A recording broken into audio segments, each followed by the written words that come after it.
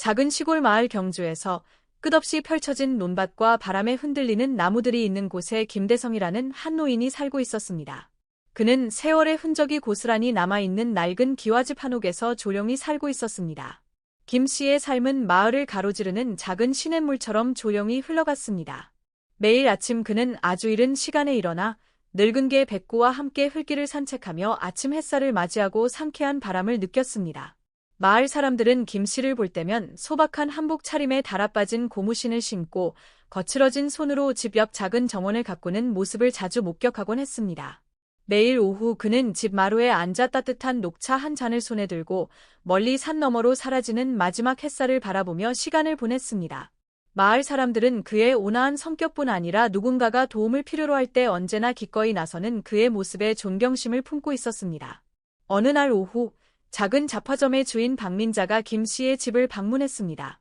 그녀는 갓 딴 사과 한 봉지를 건네며 미소 지었습니다. 김 선생님, 어제 한 씨네 울타리 고쳐주시는 거 봤어요. 항상 이렇게 착하기만 하실 건가요? 김 씨는 사과 봉지를 받으며 온화하게 웃었습니다. 마을 사람들끼리 서로 돕지 않으면 누가 돕겠습니까? 박 여사님. 박 여사는 한동안 그를 바라보며 망설이더니 조용히 물었습니다. 김 선생님, 혼자 사시는 거 외롭지 않으세요? 김 씨는 잠시 먼 하늘을 바라보며 깊은 생각에 잠긴 듯했습니다. 한참 후 그는 조용히 대답했습니다. 외롭죠. 하지만 가끔 마을이 평화로운 것만 봐도 마음이 가득 차는 기분이 들어요. 김 씨의 대답에 박 여사는 더 이상 말을 잇지 못했습니다. 그 간단한 말 속에는 수많은 인생의 굴곡을 지나온 자신이 고향이라 부르는 이곳의 평화를 지키며 살아가는 한 사람의 깊은 마음이 담겨 있었습니다. 그날 아침, 햇살이 나뭇가지 사이로 은은하게 비치며 경주 마을은 평소처럼 평온한 모습을 띠고 있었다. 멀리서 들려오는 새들의 지저귀미 들판에서 일을 시작하는 농부들의 소리와 어우러져 있었다. 그러나 그 평화로움은 마을 입구에서 들려오는 오토바이 엔진 소리에 의해 곧 깨지고 말았다. 검은 가죽 재킷을 입고 거대 오토바이를 탄 낯선 사람들이 나타났다. 그들은 차가운 표정을 지으며 좁은 흙길을 달리며 일부러 큰 소음을 냈다. 마을의 개들이 요란하게 짖어대자 주민들은 창문을 열고 밖을 내다보며 걱정과 두려움이 섞인 눈빛을 보냈다. 평소 조용했던 이 마을에서는 한 번도 겪어보지 못한 일이었다. 그들 중 우두머리는 키가 크고 오만한 태도를 가진 남자였다. 그의 이름은 장태진으로 불의 장이라는 별명으로 알려져 있었다. 그의 얼굴에는 왼쪽 눈꼬리에서 턱까지 이어지는 긴 흉터가 있었고 차가운 눈빛을 띠고 있었다. 그와 그의 무리는 오래 머물지 않고 마을 주변을 배회하며 무언가를 탐색하는 듯했다. 그날 오후 박민자 할머니는 황급히 김 씨의 집으로 달려갔다. 할머니의 얼굴은 창백했고 목소리는 떨리고 있었다. 김 선생님, 방금 전에 그 낯선 사람들이 한 씨네 집으로 들어갔어요. 뭔가 소리치고 의자를 부숴버리는 걸 봤어요. 돈을 달라고 소리치던 것 같아요. 이게 대체 무슨 일인가요? 김 씨는 차잔을 내려놓으며 깊은 생각에 잠긴 눈빛으로 물었다. 좀 더 자세히 말해보세요. 그들이 한 씨에게 무슨 짓을 했나요? 박 할머니는 숨을 가쁘게 몰아쉬며 옷자락을 움켜쥐고 말했다. 50만 원씩 매달 보호비를 내라고 했대요. 한 씨가 거절하자 가게를 부숴버리겠다고 협박했어요. 김 씨는 자리에서 일어나며 결단에 찬 눈빛을 띄었다. 그는 얇은 한복을 걸치며 말했다. 할머니는 집으로 돌아가세요. 문단속 잘하시고요. 제가 나가서 확인해 보겠습니다. 김 씨가 마을 길로 나설 때 저녁 햇살은 부드러워졌고 나뭇가지 사이로 황금빛 햇살이 스며들고 있었다. 마을 중심에 도착했을 때 그는 한 씨가 부서진 의자 조각을 가게 앞에서 줍고 있는 모습을 보았다. 한 씨의 눈빛에는 두려움이 가득했다. 한 씨, 무슨 일이 있었습니까? 김 씨는 차분한 목소리로 물었다. 한 씨는 고개를 들어 붉어진 눈으로 대답했다. 김 선생님, 저는 어떻게 해야 할지 모르겠습니다. 그들이 돈을 내지 않으면 가게를 부숴버리겠다고 했어요. 그런데 저는 그 돈을 어디서 구합니까? 김 씨는 잠시 침묵하며 먼 곳을 응시했다. 한참을 생각한 후 그는 한 씨의 어깨에 손을 얹으며 부드럽게 말했다. 걱정하지 마세요. 당신은 혼자가 아닙니다. 이곳은 우리 마을입니다. 아무도 와서 우리의 삶을 망칠 권리는 없습니다. 한 씨는 감사하지만 여전히 불안한 눈빛으로 김 씨를 바라보았다. 하지만 김 선생님, 그들은 아주 많습니다. 그리고 그들 우두머리 장태진은 위험한 사람이라고 들었습니다. 선생님도 말려들지 마세요. 저는 걱정됩니다. 김 씨는 가볍게 웃었지만 눈빛은 여전히 날카로웠다. 당신이 두렵다면 나도 두렵습니다. 하지만 우리가 계속 침묵하고 머리를 숙인다면 그들이 멈출 것 같습니까?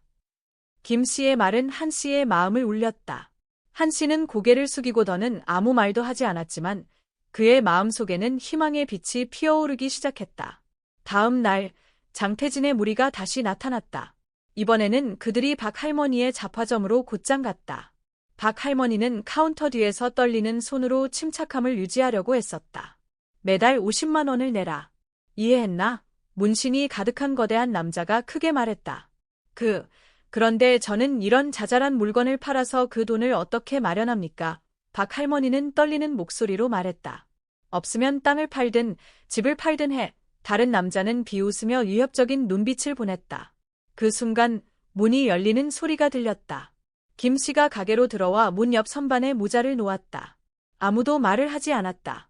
김 씨의 눈빛은 가게 안의 모든 사람을 훑었고 떨고 있는 박 할머니에게 멈췄다. 너희들 이런 행동이 인간으로서 부끄럽지 않느냐? 김 씨는 낮지만 단호한 목소리로 말했다. 세 남자는 뒤돌아 김 씨를 위아래로 훑어보았다. 한 남자가 턱짓을 하며 말했다. 이 늙은이는 누구냐? 우리 일에 끼어들고 싶은 건가? 김 씨는 두려움 없이 침착하게 다가가며 말했다. 나는 그냥 이웃이다.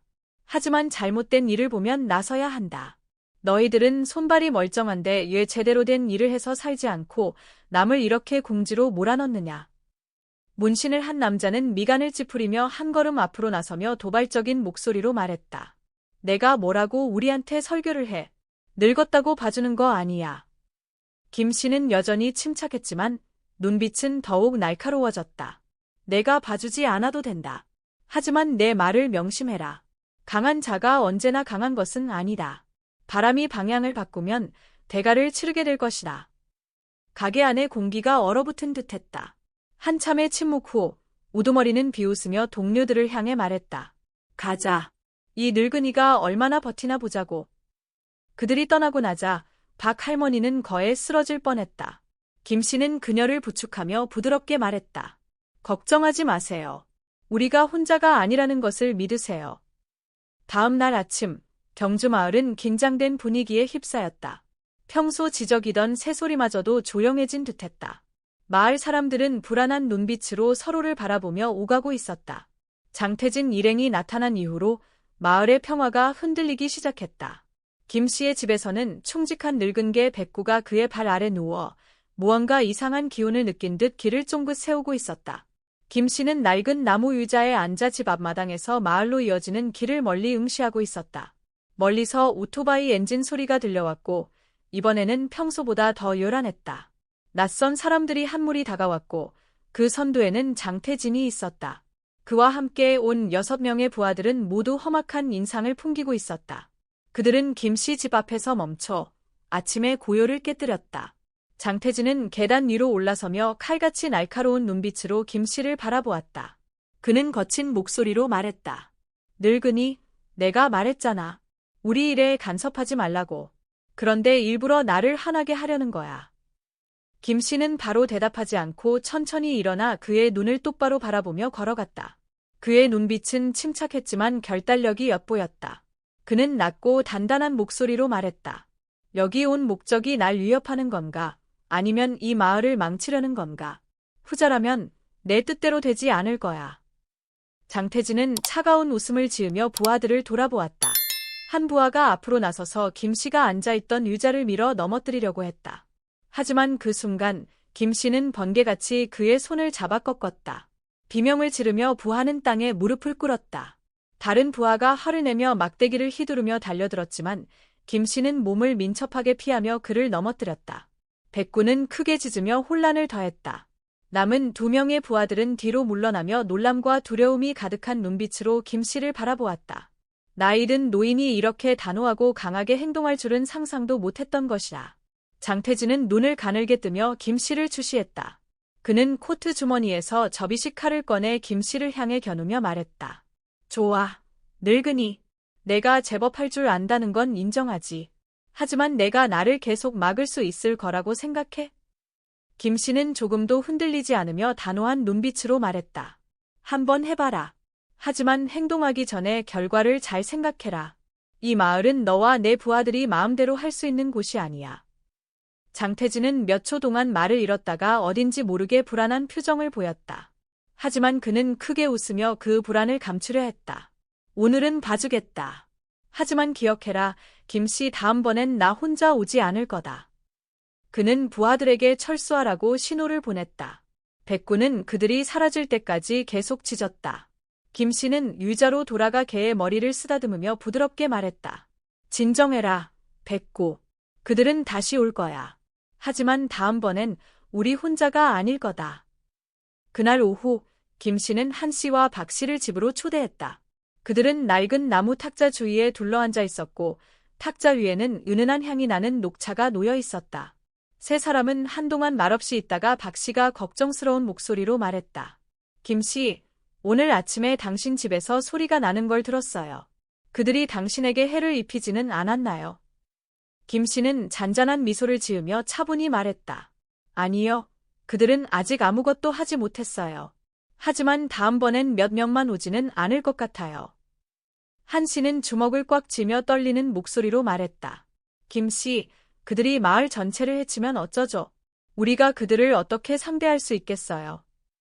김씨는 한씨를 바라보며 부드럽지만 단호한 눈빛으로 말했다. 한씨, 당신의 걱정을 이해합니다. 하지만 그들의 힘은 숫자나 무기에 있는 게 아닙니다. 우리가 필요한 것은 믿음과 단결입니다. 마을 사람들이 모두 함께 일어서면 그 누구도 우리를 굴복시킬 수 없을 겁니다. 박 씨는 고개를 끄덕이며 희미한 희망의 빛을 띠고 말했다. 맞아요. 우리가 고개를 숙이면 그들은 더욱 기세를 올릴 거예요. 하지만 마을 사람들이 과연 일어설 용기가 있을까요? 김 씨는 찻잔을 들고 한 모금 마시며 차분하면서도 확신에 찬 목소리로 말했다. 저는 마을 사람들 한 명 한 명과 이야기를 나눌 겁니다. 우리가 함께 마을을 지킨다면 아무도 두려워할 필요가 없습니다. 그리고 저는 그들이 그 사실을 이해할 거라고 믿습니다. 다음 날 하늘은 흐렸고 회색 구름들이 경주 마을 하늘 위를 느릿느릿 떠다니며 곧 큰 비가 올 것을 알리고 있었습니다. 마을의 공기는 어느 때보다 무거웠습니다. 이른 아침, 김 씨는 일찍 일어나 녹차 한 잔을 우려내어 집 현관 앞에 앉아 흘길이 마을로 이어지는 길을 응시했습니다.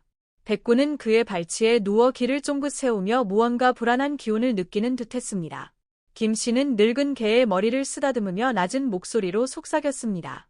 백구야, 오늘은 쉽지 않을 거야. 하지만 우리는 이 마을을 지켜야 해. 차 한 잔을 다 마시기도 전에 멀리서 급한 발소리가 들려왔습니다. 그 소리의 주인공은 박민자 씨였고 그녀는 창백한 얼굴에 숨이 가쁘게 몰아쉬고 있었습니다.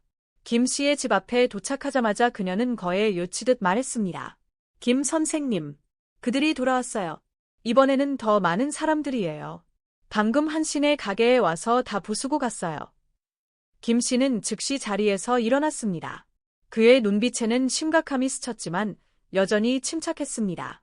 그는 차잔을 탁자에 내려놓고 박 씨에게 말했습니다. 집으로 돌아가세요. 문 단속 잘하고 밖에 나가지 마세요. 제가 가보겠습니다. 박 씨는 더 하고 싶은 말이 있었지만 김 씨의 단호한 눈빛에 고개를 끄덕이고 서둘러 떠났습니다. 김 씨가 한 씨의 가게에 도착했을 때 눈앞의 광경은 그의 마음을 아프게 했습니다. 의자와 테이블은 산산조각이 났고 유리창 조각이 바닥에 흩어져 있었습니다. 한 씨는 폐허 속에 서 있었고 그의 얼굴은 헬쑥했고 눈은 벌겋게 부어 있었습니다. 한 씨, 괜찮아요? 김 씨가 걱정스럽게 물었습니다. 한 씨는 고개를 저었지만 목소리는 털렸습니다. 저는 괜찮아요. 하지만 가게는 이제 어떻게 해야 할지 모르겠습니다. 김 선생님. 김 씨는 그의 어깨에 손을 얹으며 부드럽게 말했습니다. 걱정하지 마세요. 다시 고칠 수 있습니다. 하지만 먼저 이 일을 분명히 해야 합니다. 그들이 어디로 갔는지 봤나요? 한 씨는 마을 끝을 가리키며 말했습니다. 방금 떠났지만 그들이 말하길 다시 돌아올 거라 했어요. 그리고 제 가게뿐만 아니라 마을 모든 집을 찾아다니며 본보기를 보여주겠다고 했습니다. 그 말을 들은 김 씨는 몸을 돌리며 염려가 담긴 눈빛을 보였습니다. 그는 장태진 일당이 마을 사람들에게 공포를 심어 복종하게 만들려 한다는 것을 알고 있었습니다. 김 씨가 집으로 돌아올 즈음 하늘에서는 작은 빗방울이 내리기 시작했습니다. 낡은 나무 탁자 앞에 앉은 그는 서랍을 열어 오래된 먼지투성이의 나무 상자를 꺼냈습니다. 상자 안에는 과거의 유품들이 담겨 있었습니다. 낡은 시계, 작은 노트, 그리고 빛바랜 훈장 몇 개 상자맨 아래에서 그는 갈색 가죽 표지의 노트를 꺼냈습니다. 그 안에는 옛 동료들의 전화번호와 주소가 적혀 있었습니다. 그는 페이지를 넘기며 익숙한 이름에서 멈췄습니다. 이상호. 김 씨는 전화를 들어 번호를 눌렀습니다. 전화기 너머에서 저음의 따뜻하지만 놀란 목소리가 들려왔습니다. 김대성. 우리가 마지막으로 이야기한 게 언제더라? 무슨 일이야? 김 씨는 돌려 말하지 않고 심각한 목소리로 말했습니다. 상호야, 내 도움이 필요하다. 우리 마을이 범죄자 집단 때문에 어려움을 겪고 있어. 그들은 소란을 피우고 협박하며 주민들에게 돈을 강요하고 있어. 이 씨는 잠시 침묵하더니 다시 물었습니다. 구체적으로 어떤 상황이야? 그들은 몇 명이나 되고 무기가 있어. 몇 명인지는 정확히 모르지만 우리보다 많은 건 확실해. 그들은 위험하고 대담해. 두목은 장불이라는 별명을 가진 장태진이야. 이 씨는 깊게 한숨을 쉬더니 대답했습니다. 알았다. 곧 갈게. 몇 시간만 기다려. 김 씨는 전화를 끊고 깊은 생각에 잠겼습니다. 이 씨의 도움이 매우 중요하다는 것을 알면서도 그는 마을 사람들이 스스로 일어서서 자신을 지켜야 한다는 사실도 알고 있었습니다. 그날 오후, 김 씨는 마을에서 가장 용감한 사람들로 구성된 소규모 그룹을 모았습니다. 그룹은 그의 집 처마 아래 모여 앉았고 모두 긴장된 눈빛으로 서로를 바라보았습니다. 여러분, 김 씨가 말문을 열며 차분하지만 단호한 목소리로 말했습니다. 모두가 두렵다는 걸 압니다. 저도 두렵습니다. 하지만 우리가 아무것도 하지 않는다면 그들은 계속해서 우리의 삶을 위협할 것입니다. 이곳은 우리의 마을입니다. 우리가 지켜야 합니다. 중년의 한 남자가 떨리는 목소리로 일어나 말했습니다. 하지만 김 선생님, 그들은 무기가 있고 우리는 맨손뿐입니다. 그들을 어떻게 막을 수 있겠습니까? 김 씨는 그에게 다가가 어깨에 손을 얹고 말했습니다. 우리는 서로를 지키기 위해 무기가 필요하지 않습니다. 우리가 필요한 것은 믿음과 단결입니다. 우리가 모두 함께 일어서면 그들은 우리를 꺾을 수 없을 것입니다. 항상 걱정이 많던 박 씨도 처음으로 고개를 끄덕이며 동의했습니다. 김 선생님 말이 맞아요. 우리가 아무것도 하지 않는다면 우리는 영원히 두려움 속에서 살아야 합니다. 저도 참여하겠습니다. 그룹의 사람들은 하나씩 고개를 끄덕이기 시작했습니다. 두려움은 여전히 남아 있었지만 이제 그들의 눈빛에는 결의가 깃들었습니다. 밤이 찾아오자 김 씨와 마을 사람들은 함께 방어 계획을 세우기 시작했습니다. 마을로 들어오는 길목을 감시하는 일에서부터 대나무 막대기와 밧줄 같은 간단한 도구를 준비하는 일까지 모두가 맡은 역할을 수행했습니다. 희미한 등잔불 아래 김 씨는 그룹의 중앙에 서서 힘있는 눈빛으로 사람들을 바라보았습니다. 여러분, 그가 말했습니다. 목소리는 마치 약속처럼 들렸습니다. 우리는 혼자가 아닙니다. 우리는 서로를 위해, 우리의 가족을 위해, 우리의 마을을 위해 싸우는 것입니다. 제가 여러분께 약속합니다.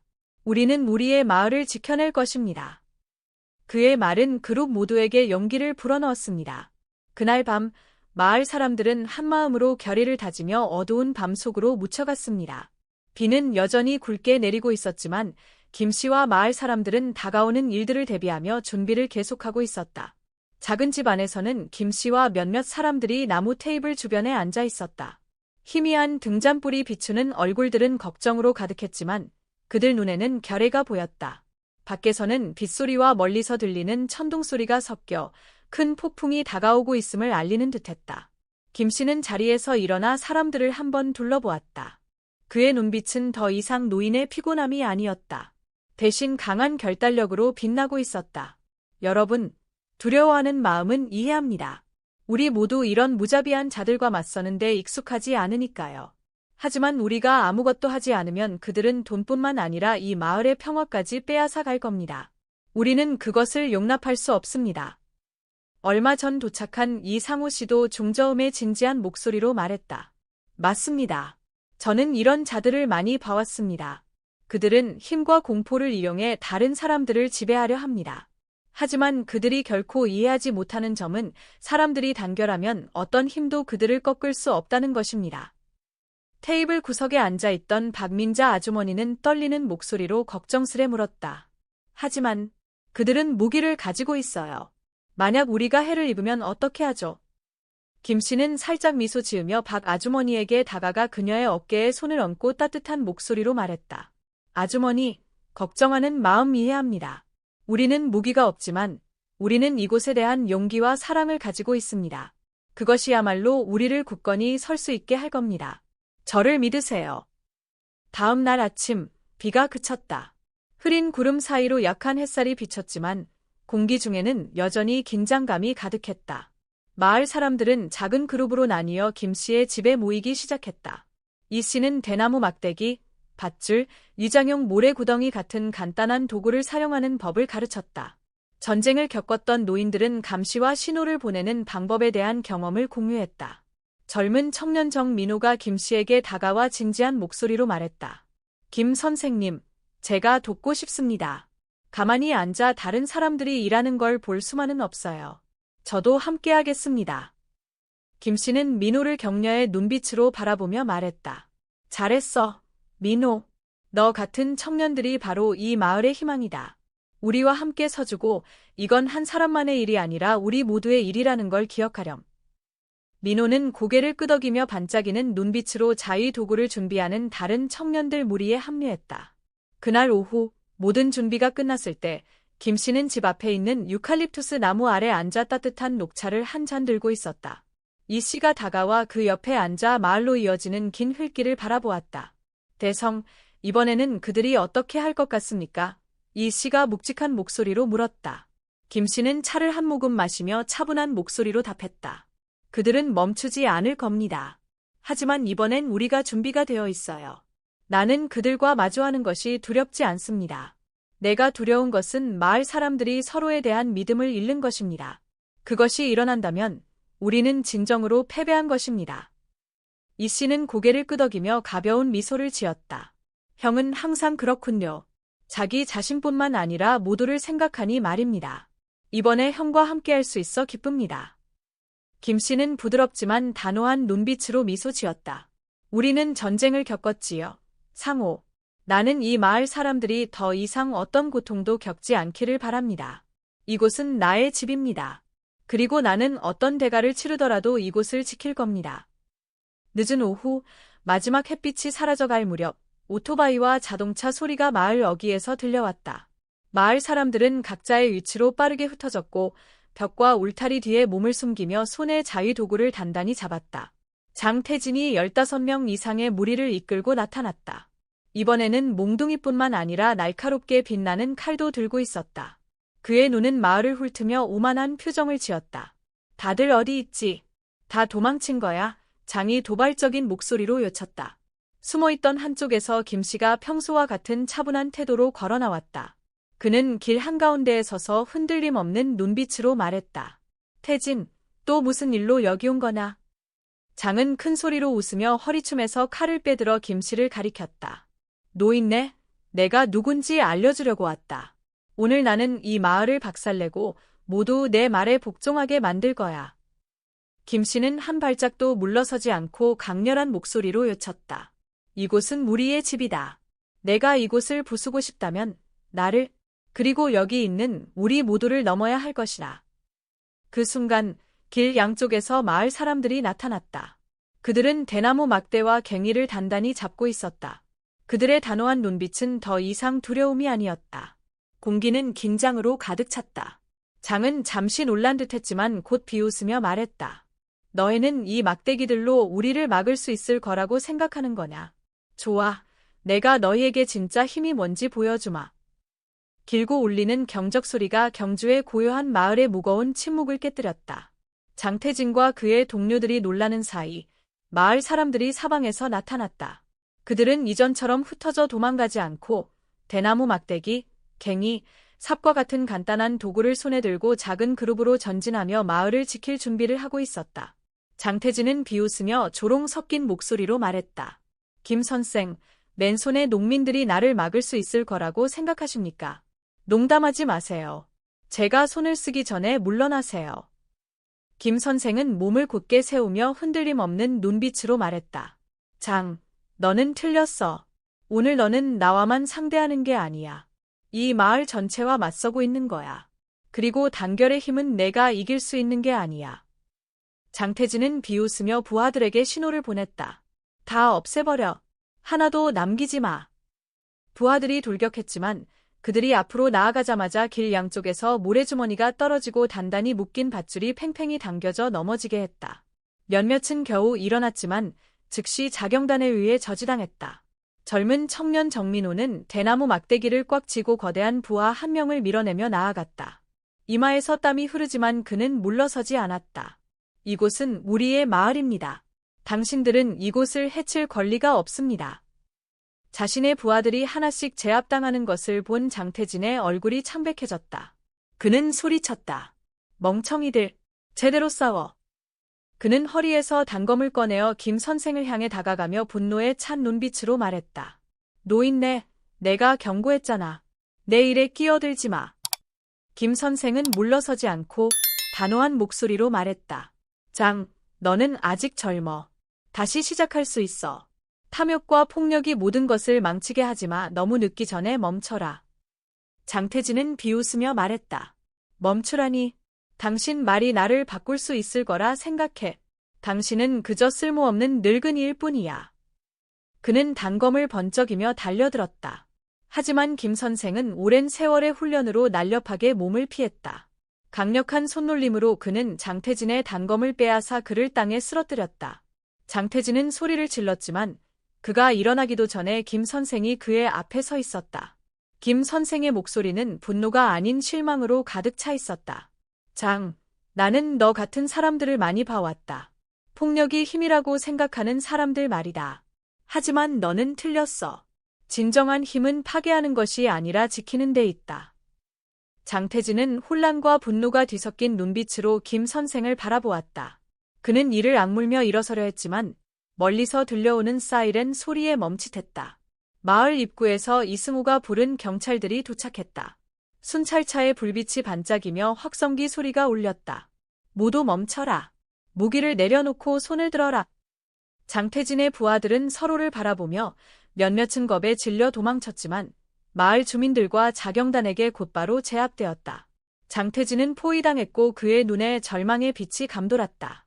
김 선생은 그를 바라보며 차가운 눈빛 대신 안타까움으로 가득 찬 눈빛으로 말했다. 장, 이것이 내 마지막 기회야. 모든 걸 포기하고 새롭게 시작해라. 나쁜 사람으로 태어난 사람은 없어. 단지 내가 잘못된 길을 너무 오래 걸었을 뿐이야. 장태진은 김 선생을 바라보며 아무 말도 하지 않았다. 잠시 후 그는 손을 떨며 칼을 떨어뜨렸다. 그는 무릎을 꿇고 모두의 눈앞에서 머리를 숙였다. 다시 비가 내리기 시작했지만 이번에는 평온함을 안겨주었다. 마을 주민들은 점차 정자 마당에 모여 김 선생과 이승우가 경찰들과 이야기하는 모습을 지켜보았다. 한 할머니가 감격에 찬 목소리로 다가와 말했다. 김 선생님, 선생님이 아니었으면 우리가 어찌했을지 몰랐을 겁니다. 감사합니다. 김 선생은 미소를 지으며 고개를 저었다. 여러분, 저를 감사하지 마세요. 이건 우리 모두의 승리입니다. 우리는 진정한 힘이 믿음과 단결에 있다는 것을 증명했습니다. 마을 주민들은 고개를 끄덕이며 눈물을 흘리는 사람도 있었다. 오랜 불안의 시간 끝에 그들은 처음으로 안도와 자부심을 느꼈다. 그날 밤 모든 일이 잠잠해졌을 때 김 선생은 집 앞에서 비를 바라보며 앉아 있었다. 백구는 그의 발 아래에서 조용히 숨을 쉬었다. 이승우가 다가와 차 한 잔을 내려놓으며 말했다. 어때요, 대성형? 이 일이 정말 끝난 걸까요? 김 선생은 한숨을 쉬며 멀리 바라보았다. 아마도 아니겠지, 상호야. 하지만 우리는 가장 중요한 일을 해냈어. 우리는 마을 사람들의 믿음을 되살렸어.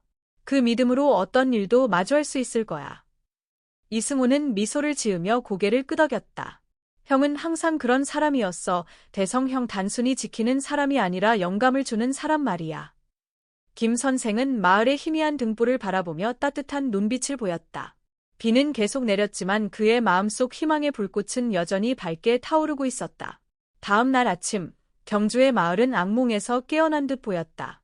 따뜻한 햇살이 나뭇잎 사이로 스며들어 오래된 기와지붕의 집들을 비추고 있었다.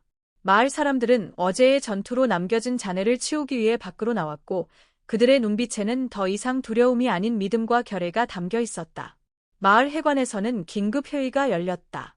김 씨와 이 씨는 마을의 원로들과 함께 앉아 있었고 옆에는 막 결성된 자치 방위대의 젊은이들이 자리하고 있었다. 회관 안은 엄숙한 분위기였지만 모두의 시선은 김 씨에게 향해 있었다. 그의 지시를 기다리는 눈빛이었다. 김 씨가 자리에서 일어났다. 그의 목소리는 따뜻하면서도 울림이 있어 각 사람에게 힘을 실어주는 듯했다. 어제 우리는 장태진과 그 일당에게 이 마을이 결코 쉽게 굴복하지 않는다는 것을 보여주었습니다. 그러나 이것이 끝이 아닙니다. 나는 장태진 뒤에 더 큰 세력이 있을 것이라고 믿습니다. 그들은 이 일을 그냥 넘기지 않을 것입니다. 한 노인이 걱정 어린 목소리로 물었다. 김 선생, 우리가 그런 자들을 어떻게 상대하겠습니까? 우리 마을 사람들은 단지 농부일 뿐이고 그런 대치에 익숙하지 않습니다. 김 씨는 가볍게 미소 지으며 방위대의 젊은이들에게 시선을 돌렸다. 우리가 전사가 될 필요는 없습니다. 우리에게 필요한 것은 용기와 단결입니다. 어제 여러분은 진정한 힘은 무기에 있는 것이 아니라 우리의 마음과 믿음에 있다는 것을 증명했습니다. 회관 밖에서는 정민호와 그의 친구들 같은 젊은이들이 자치 방위대의 도구들을 열심히 수리하고 있었다. 민호는 고개를 들어 김 씨가 나오는 모습을 바라보며 존경심이 담긴 눈빛으로 말했다. 김 선생님, 저희는 그들이 다시 돌아올 것을 알고 있습니다. 하지만 이번에는 선생님이 혼자 싸우게 두지 않겠습니다. 김 씨는 민호의 어깨에 손을 얹고 만족스럽게 고개를 끄덕였다. 잘했네, 민호. 이 마을에는 자네 같은 젊은이들이 필요하네. 하지만 기억하게, 싸움은 단지 적을 물리치기 위해서가 아니라 우리가 사랑하는 것을 지키기 위해서 하는 것이네. 민호는 가볍게 웃으며 결의에 찬 눈빛으로 대답했다. 알겠습니다, 김 선생님. 이번에는 제 가족과 이 마을을 위해 싸우겠습니다. 그날 오후, 김 씨와 이 씨는 자치 방위대를 이끌고 마을의 길과 집을 하나씩 돌며 방어 계획을 세웠다. 그들은 대나무로 울타리를 더 세우고 약한 문들을 보강하며 위험이 있을 때 신호를 보내는 방법을 마을 사람들에게 가르쳤다. 한 할머니가 다가와 새로 엮은 대나무 모자를 김 씨에게 건넸다. 그녀는 미소 지으며 떨리는 손으로 말했다. 김 선생님, 이것이 제가 할 수 있는 전부입니다. 저는 싸울 힘이 없지만 마을을 지키는데 작은 힘이라도 보태고 싶습니다. 김 씨는 대나무 모자를 받아들며 가슴이 뭉클해졌다.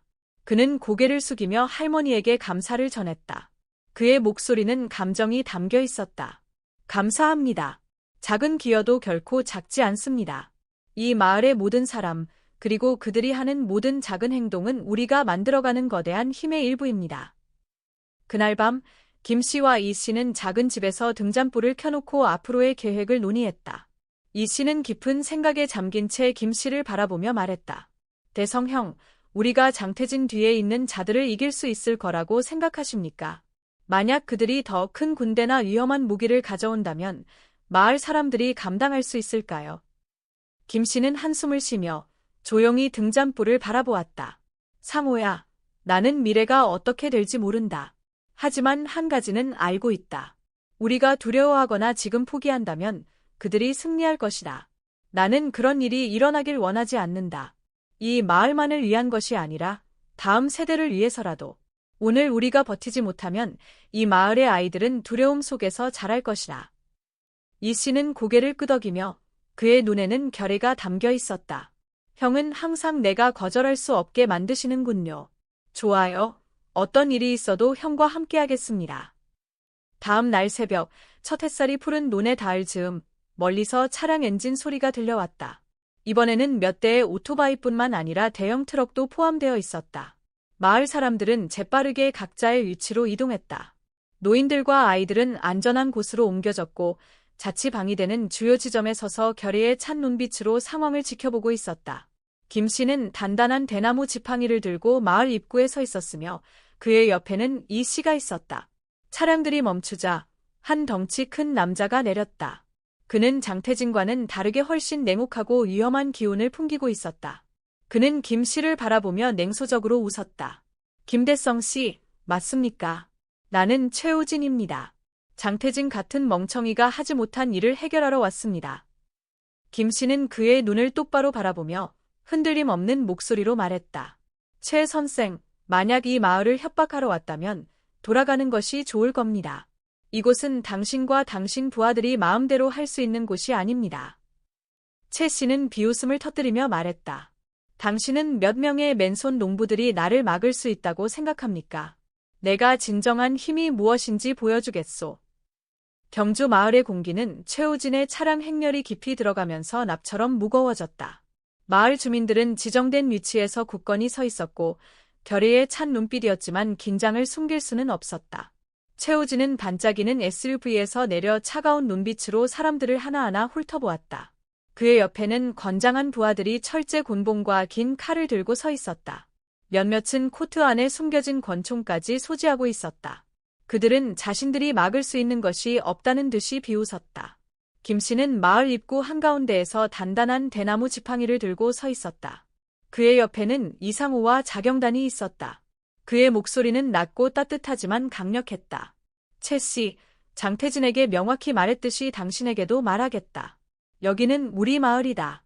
당신이 위협하거나 파괴하러 온 거라면 우리 모두와 맞서게 될 것이다. 최 씨는 비웃으며 경멸 가득한 눈빛으로 말했다. 김 씨, 당신이 누구를 상대하고 있는지 알고 있나? 나는 그 멍청한 장태진과 다르다. 나는 이 작은 마을보다 더 큰 곳도 파괴했다. 당신의 맨손 주민 몇 명이 나를 막을 수 있다고 생각하나? 김 씨는 흔들리지 않고 단호한 눈빛으로 말했다. 우리는 이 마을을 지키기 위해 현대적인 무기가 필요 없다. 우리는 믿음과 단결만 있으면 된다. 당신은 절대 이해하지 못할 것이다. 최 씨는 웃음을 멈추고 그의 눈이 어두워졌다. 그는 부하들에게 손짓하며 말했다. 모두 쓸어버려라. 아무것도 남기지 마라. 이때 길 양쪽에서 마을 주민들이 행동을 시작했다. 모래주머니가 길을 막으며 내려졌고 로프망이 당겨져 차량 행렬이 더 이상 나아갈 수 없게 되었다.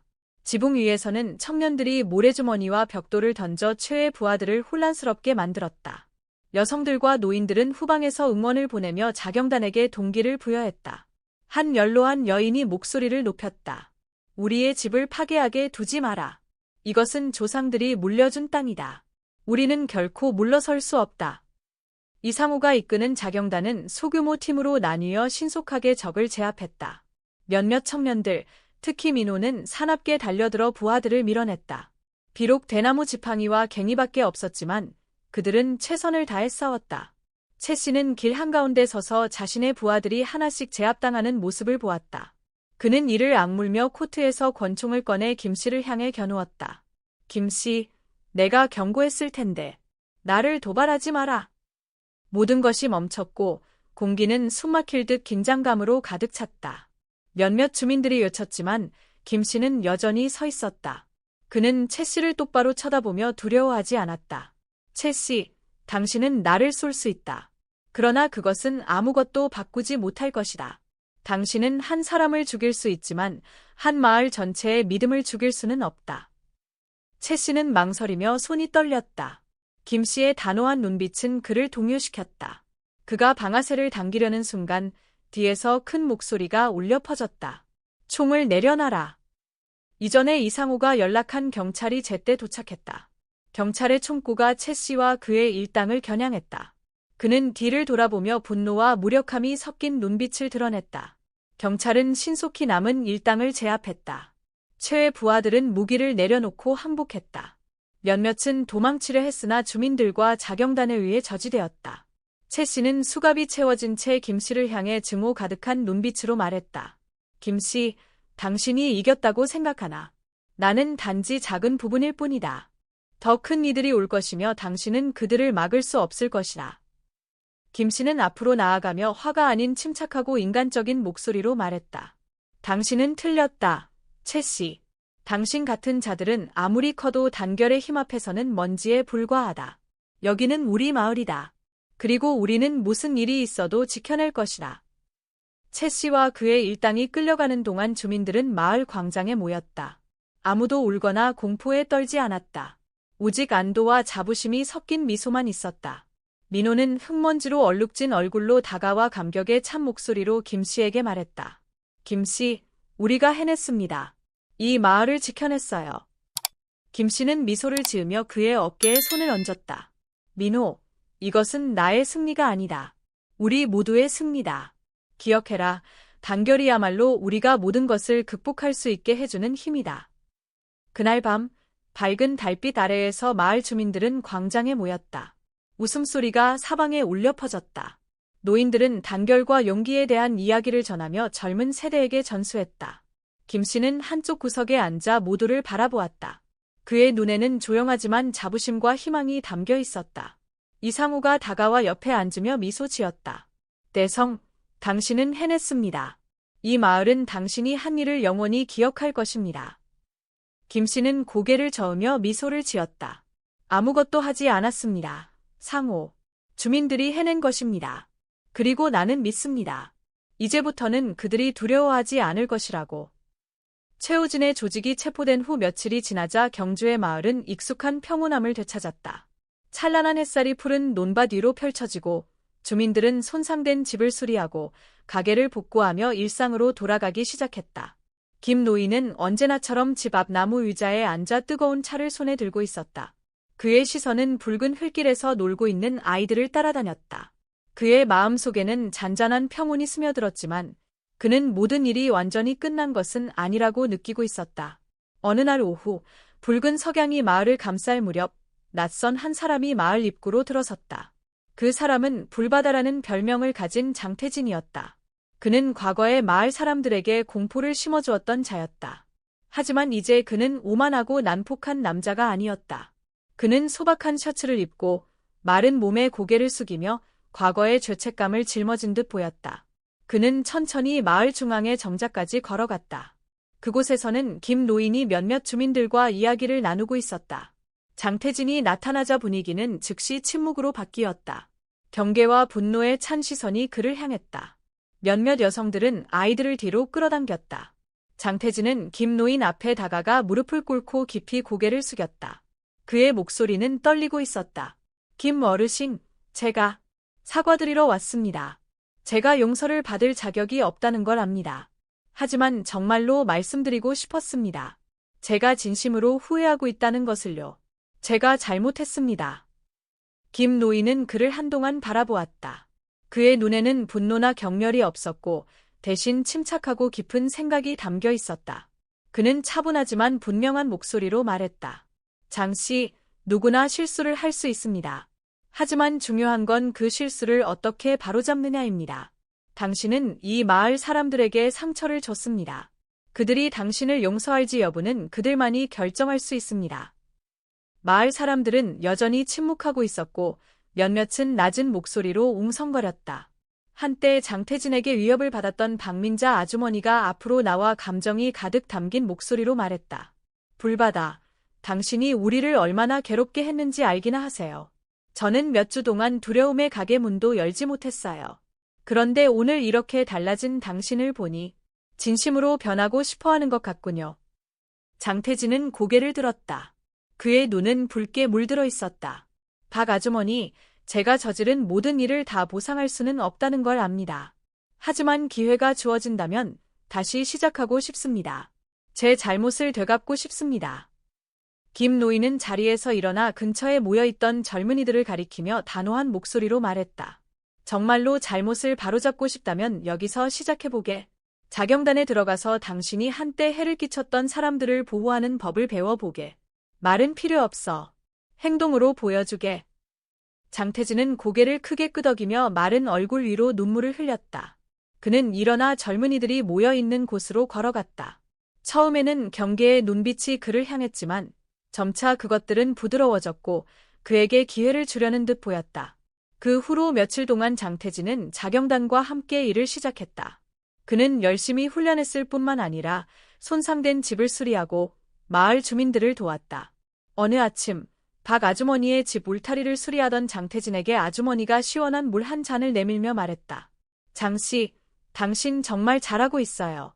언젠가 제가 이런 말을 할 수 있을 줄은 몰랐지만 고마워요. 장태진은 고개를 들어 감사의 눈빛으로 말했다. 박 아주머니, 제가 더 감사해야 합니다. 저에게 기회를 주셔서 감사합니다. 어느 날 저녁, 김 노인과 이 노인이 집 앞에서 뜨거운 차를 마시고 있었다. 멀리서 장태진이 다가와 고개를 숙여 인사했다. 김 어르신, 감사합니다. 어르신이 아니었으면 제가 어디로 더 헤맸을지 모르겠습니다. 김 노인은 미소를 지으며 부드러운 눈빛으로 말했다. 장씨, 내가 한 건 아무것도 없어. 당신 스스로 이 길을 선택한 거야. 앞으로도 계속 나아가고 과거의 실수로 돌아가지 않기를 바란다네. 장태진은 고개를 끄덕이며 차분하고 결의에 찬 목소리로 말했다. 다시는 돌아가지 않겠습니다. 김 어르신. 저도 어르신처럼 좋은 사람이 되고 싶습니다. 시간이 지나면서 장태진은 더 이상 공포를 심어주는 불바다가 아니었다. 그는 자경단의 가장 적극적인 일원이 되었고 마을을 더 안전하고 강한 곳으로 만드는 데 기여했다. 어느 날 오후 해가 지고 있을 때 장태진은 아이들이 놀고 있는 모습을 보며 잔잔한 미소를 지었다. 김 노인이 다가와 그의 어깨에 손을 올리며 말했다. 장씨, 지금의 당신을 보니 안심이 된다네. 당신이 잘못을 바로잡아서가 아니라 당신이 진정한 자신을 되찾았기 때문이야. 장태진은 감격에 찬 눈으로 김 노인을 바라보며 말했다.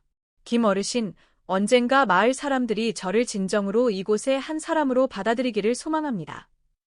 김 노인은 미소를 지으며 아이들이 놀고 있는 곳을 가리켰다.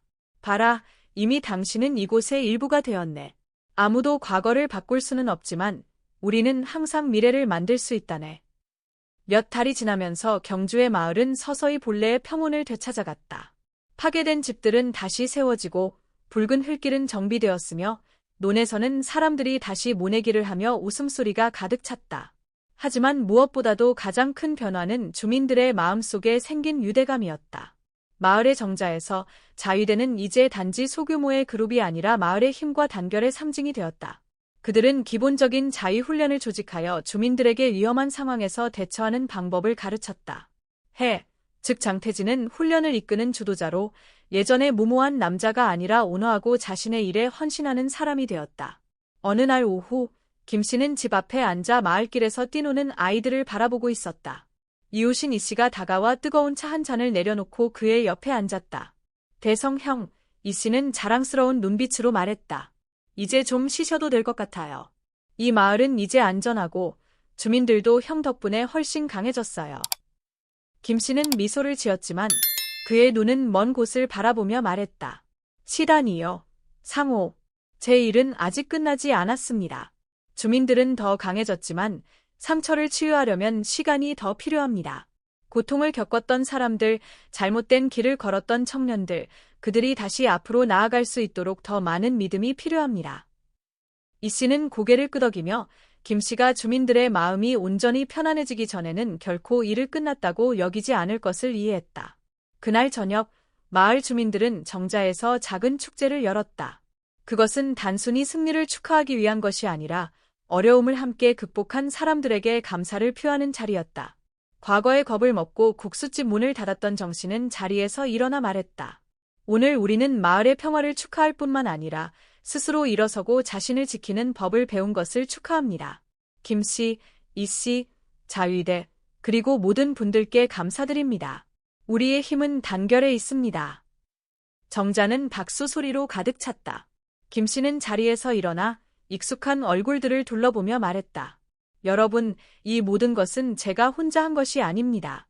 바로 여러분 모두가 변화를 만들어냈습니다. 우리는 적보다 강해서 이긴 것이 아니라 믿음과 단결이 있었기 때문에 이겼습니다. 그것이 진정한 힘입니다. 끝없는 박수 소리가 울려 퍼졌다. 축제가 끝난 후 김 씨는 집으로 돌아와 밝은 달빛 아래 조용히 앉아 있었다. 백구는 그의 발 아래에 누워 나이든 머리를 주인의 발에 기댔다. 그는 맑은 하늘을 바라보며 고요한 공간 속에서 들려오는 곤충 소리에 귀를 기울였다. 해는 집 앞에 서서 주저하는 눈빛으로 말했다. 김씨, 다시 한번 감사드리고 싶습니다. 김씨가 아니었다면 저는 제 자신이 변할 수 있었는지 몰랐을 것입니다. 아직 해야 할 일이 많지만 절대 김씨를 실망시키지 않을 것입니다. 김씨는 따뜻한 눈빛으로 미소 지으며 말했다. 혜씨, 나에게 고마워할 필요는 없습니다. 올바른 길을 선택한 당신 자신에게 감사하세요. 단지 기억하세요. 보호하고 사랑하는 것이 잘못을 되돌리는 유일한 방법입니다. 해는 고개를 끄덕이며 인사를 하고 조용히 떠났다. 경주의 마을은 이제 평온할 뿐만 아니라 더 강해졌다. 슬픈 기억들은 점차 사라지고 미래에 대한 믿음이 자리 잡았다. 이제 사람들은 단순히 함께 사는 것이 아니라 대가족처럼 서로 밀접하게 연결되어 있었다. 김씨는 그곳에 앉아 달빛 아래에서 반짝이는 눈으로 소박한 행복에 가득 차 있었다. 그는 가끔 생각했다. 가장 큰 승리는 적을 물리치는 것이 아니라 사람들의 마음속의 용기, 단결, 그리고 사랑을 불러일으키는 것이라고. 멀리서 아이들의 웃음소리가 들려왔고 푸른 논 사이로 바람 소리가 어우러졌다. 경주의 마을은 단순히 평화를 되찾은 것이 아니라 다음 세대를 위한 튼튼한 기반을 쌓아가고 있었다.